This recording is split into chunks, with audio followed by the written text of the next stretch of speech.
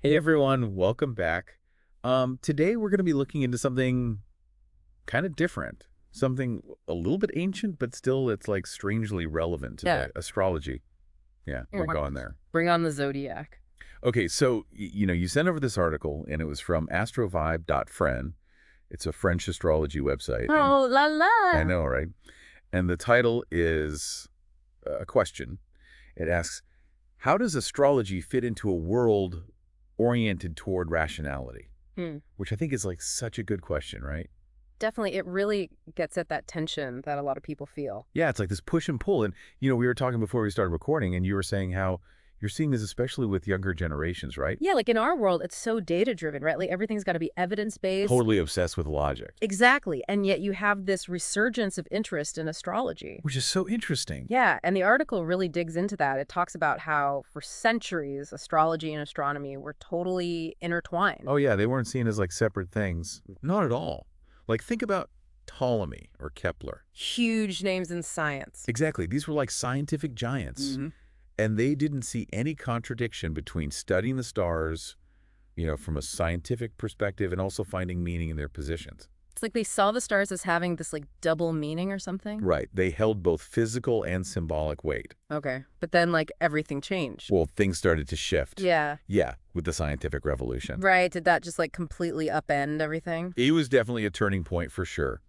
The rise of empirical evidence and the scientific method that kind of led to a separation.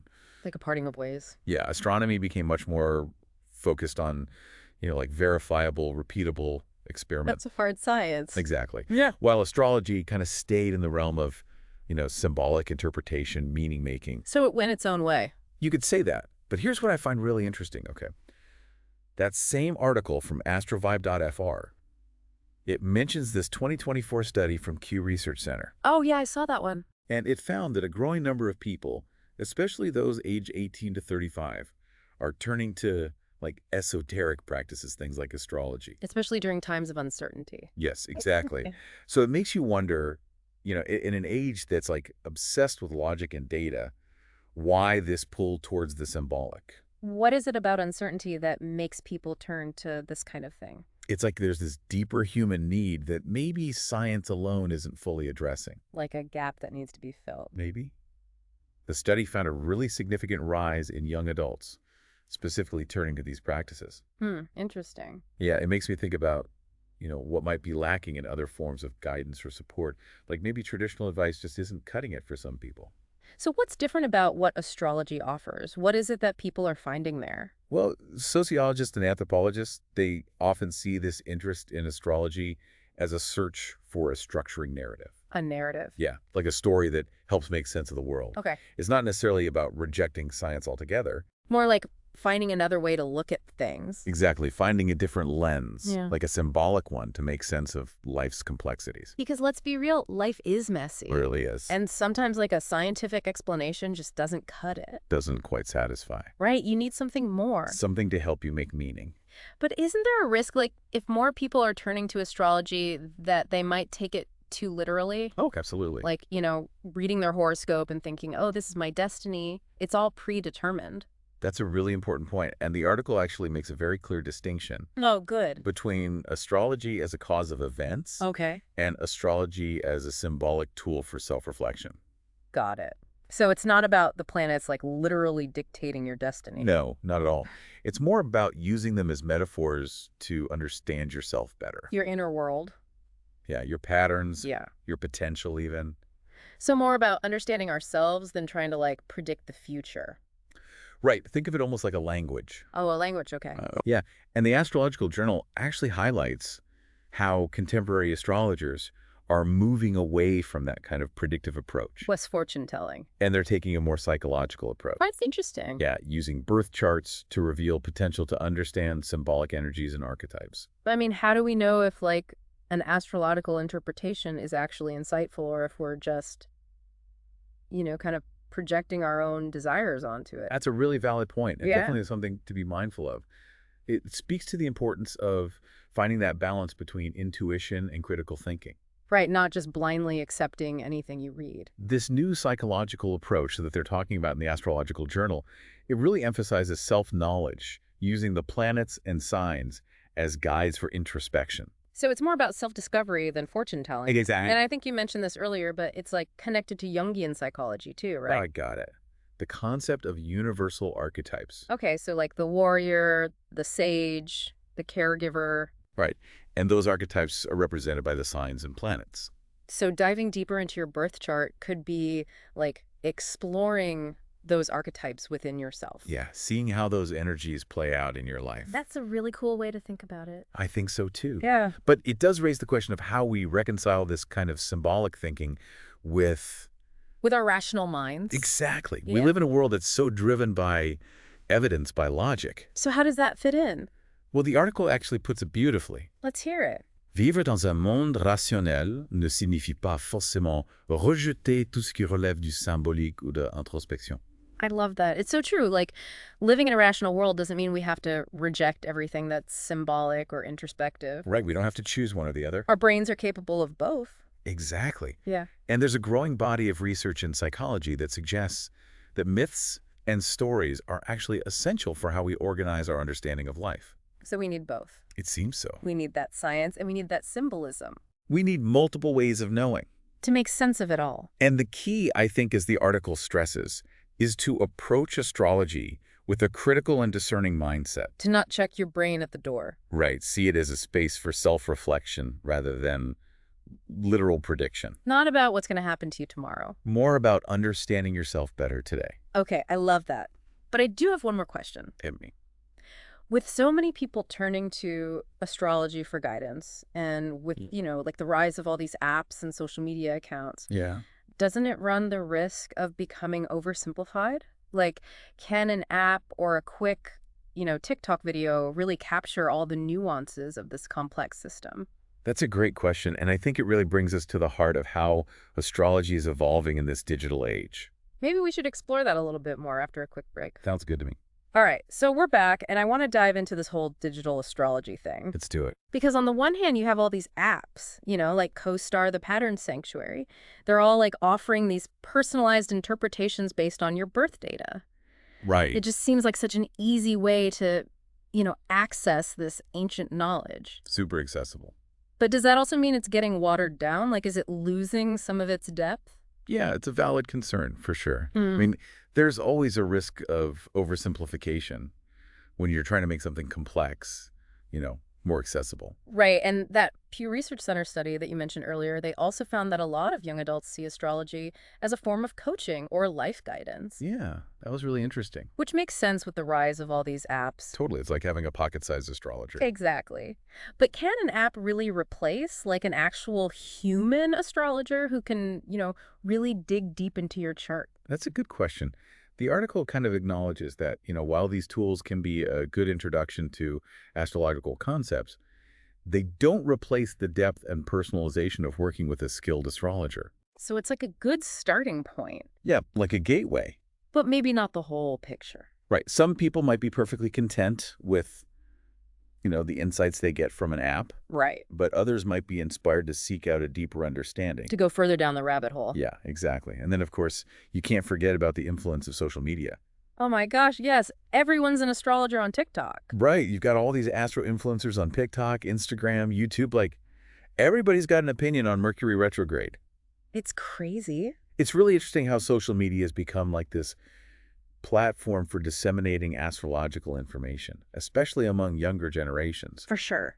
And there was this piece in Influencer Marketing Hub in 2024 that explored this whole rise of astro influencers, and it sparked a lot of debate. Oh, yeah, I can imagine. Because it's like, on the one hand, you're making this ancient knowledge more accessible, which is great. Right.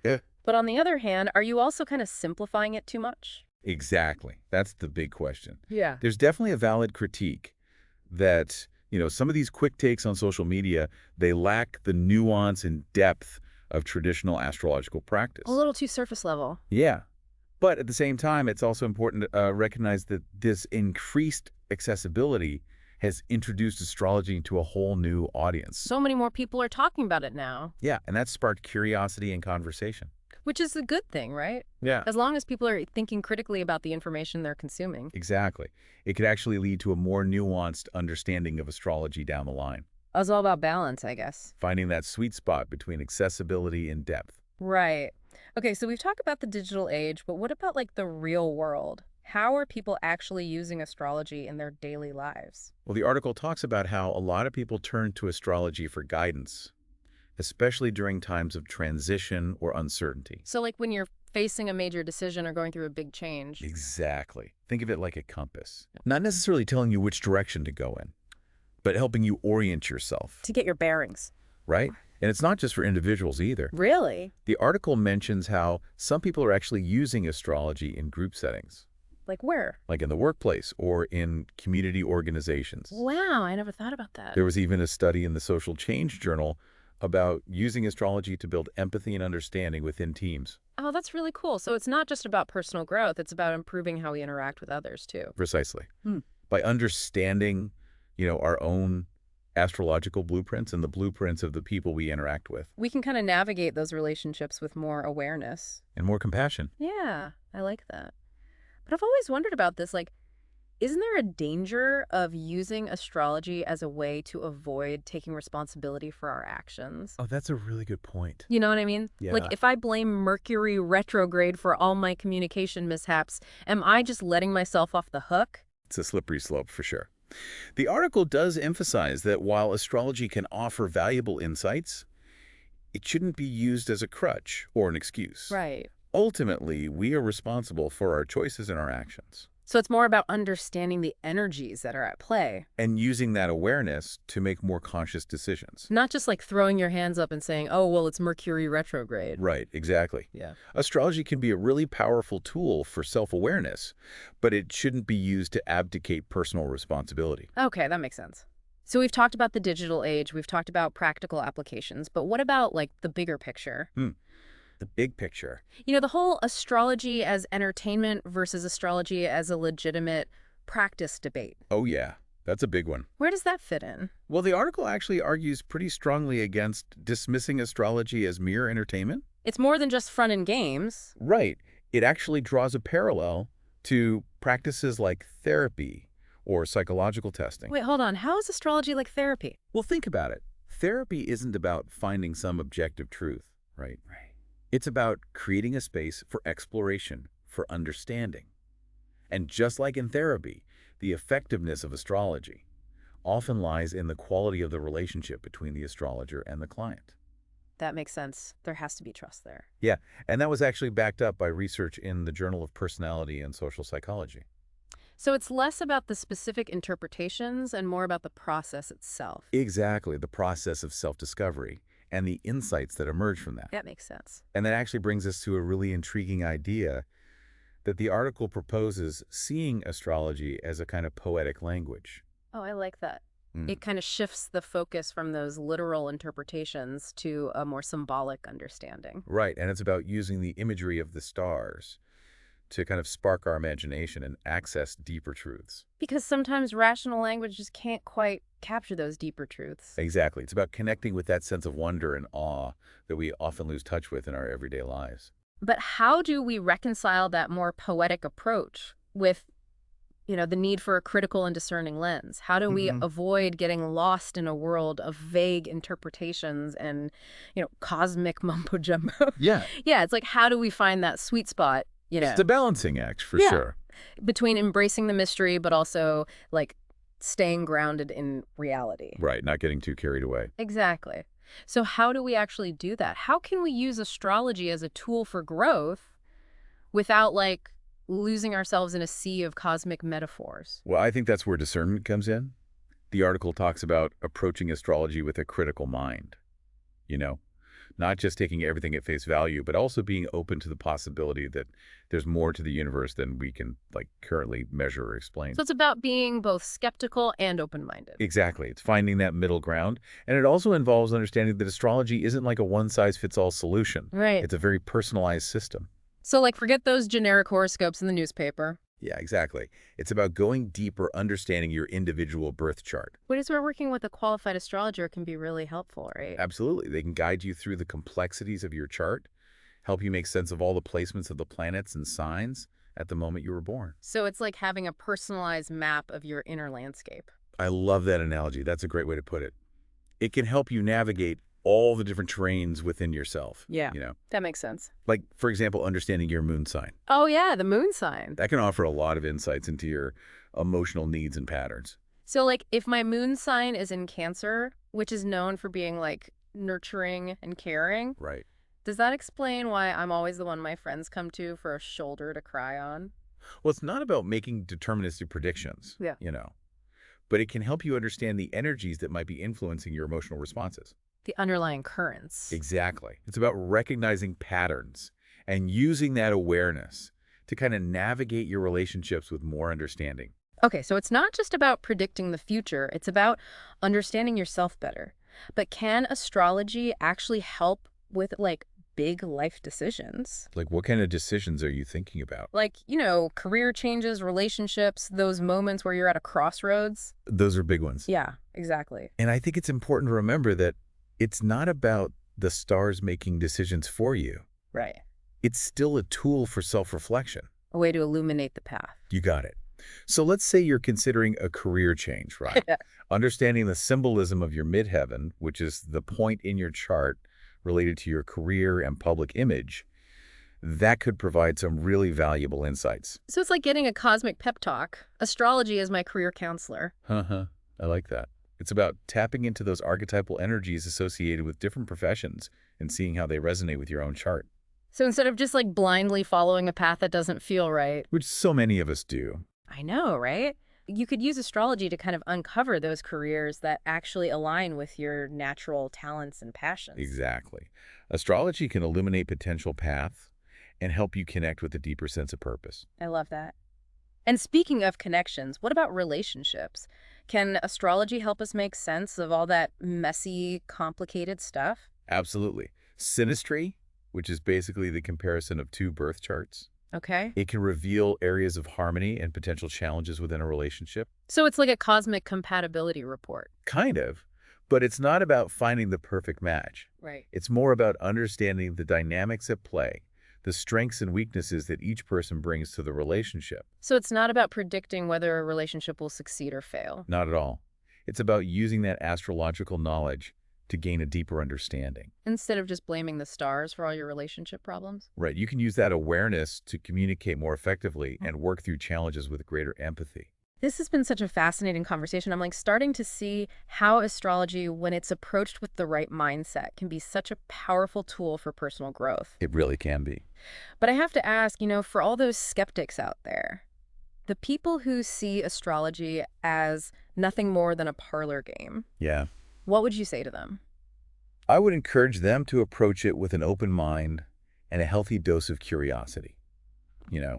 Astrology isn't about blind faith. Right. It's an invitation to explore a different way of understanding the world, to tap into this rich, symbolic language that has resonated with humans for centuries. And if it doesn't resonate for them, that's totally okay too. Of course, no one's forcing anyone to become an astrologer. Right. But for those who are even a little bit intrigued, I'd say take the plunge. Yeah. You might be surprised by what you discover.